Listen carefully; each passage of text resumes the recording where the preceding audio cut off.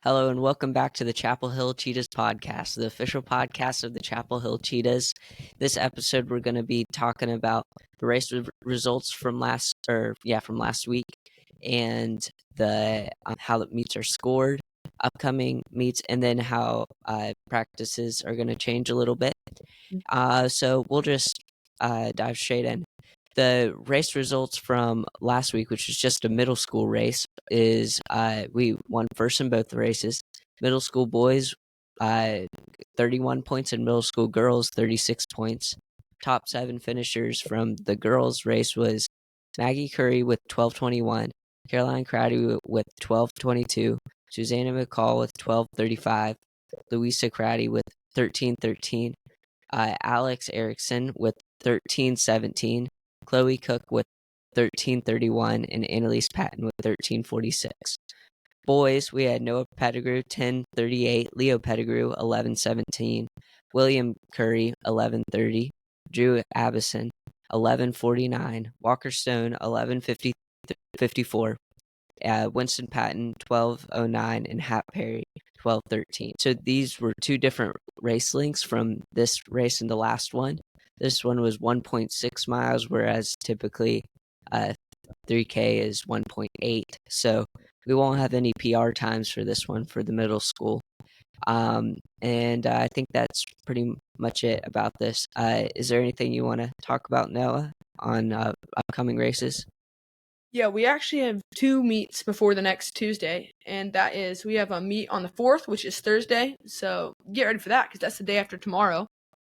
And then on the 8th, we've got a meet, and that's at Ivy Redmond, which is one of the big 3 courses in the state, like we were talking about earlier. And this one is also where the state meet is held, so it'll be good to get to know the course a little bit better. Cool.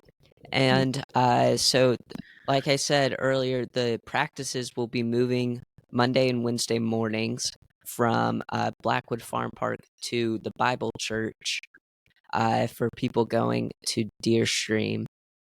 So just keep that in mind. Do you want to talk about how the meets are scored, Noah?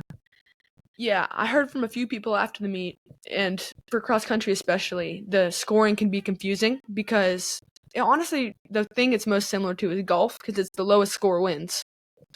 And so your top 5 runners are the ones that are scoring, and they're scored by their place. So first place would get 1 point, third place would get 3 points, 10th place would be 10th, and so on. And your score is the total of your top 5 runners' places added up, and whoever has the least is the winner. So if you have a team, like say, I remember last year we didn't have enough high school runners. We only had 3 or 4 at most meets, and so we didn't have enough to be able to win any of the meets, sadly, last year. This year, though, I think we got enough, so hopefully we can win a few for us. Yeah, that's good. I'll just give an example. For this race, the middle school boys won 5th, 7th, 8th, and 10th, which adds to 31. Mhm. So, yeah, that's great. And then I think that's pretty much it. Do we have a verse for this week? Yeah, this week's I chose the one that's at the bottom of the emails that Coach has, and that is 1 Corinthians 9:24 through 25, and that says, "Do you not know that in a race all the runners run, but only one receives the prize? So run that you may obtain it.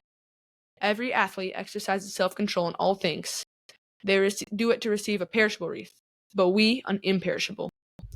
And this is saying that in like life and living for Christ as Christians, we should strive to not just maybe like keep up or do the best we can, but do the very best that we can, because I mean Jesus gave the ultimate for us, so we should do as good as we can. But it's not by us.